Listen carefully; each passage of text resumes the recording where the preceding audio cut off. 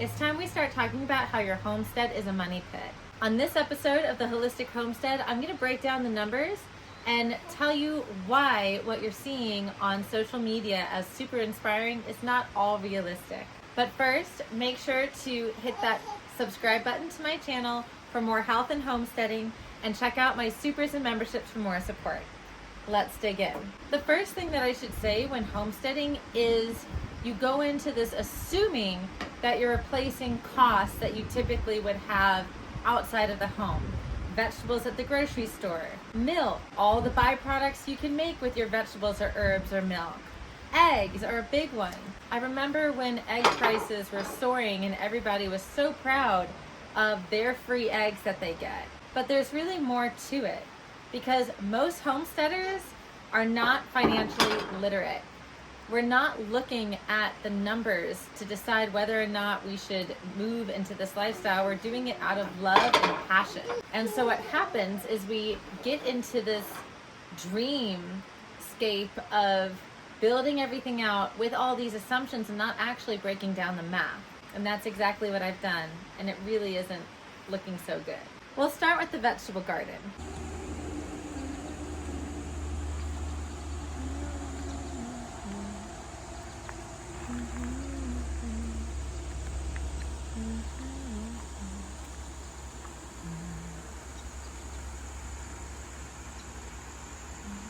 With our vegetable garden, we were really looking at just man hours that were going into building it. I didn't use any material like raised beds. I was doing everything in ground, but the labor is what gets you the most. So for a spray-free garden, you are hand weeding. You are also managing all of the pests and disease by hand. I can't even tell you what the numbers actually look like for the vegetable garden because it would probably be really sad. But I did do the numbers for the chickens and the goats.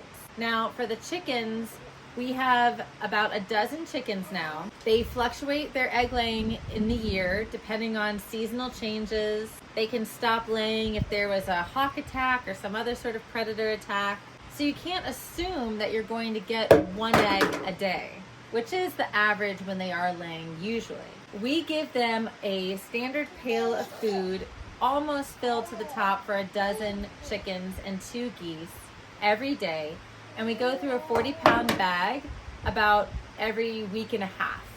That bag costs around $30. Doing the math based on getting eggs every day of the year and the minimal maintenance and their feed, we pretty much break even. So the chickens are worth it, but we're not including our time. It's very minimal time. We have to let them out every morning, fill their chicken food, put them up at night, so maybe 20 minutes max. But still, if you were to multiply that by 7 days of the week, you're looking at maybe 2 hours a week, 8 hours a month, a little over 90 hours a year. So we could potentially be in the hole with the chickens too. Time is your most valuable asset. It is so important that you are paying yourself first. There was a spider that fell in my face. You have to pay yourself first. Otherwise, you're always going to be chasing the dollar living month to month. Now let's talk goats. We've got 4 goats to train them on the milk stand, to give them some extra feed when they're on the milk stand, assuming we're getting milk every day of the year.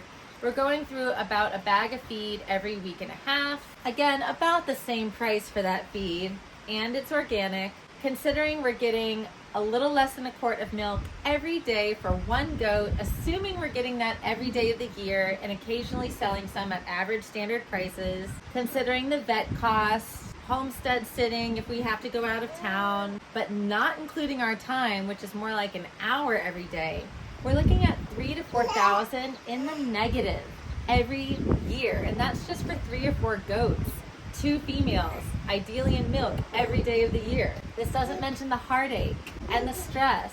It looks so beautiful to homestead online with your children in these beautiful serene views. But what's missing are the days where it's in the single digits, you have a baby with a runny nose and no one's home. You have to bring the baby out into rain and snow. It really begins to change the way you look at homesteading. And this is not to discourage you from homesteading. I don't think I'd ever give up this lifestyle because I do love it. It is beautiful and it does provide so much peace, and I love goat milk and I love my eggs.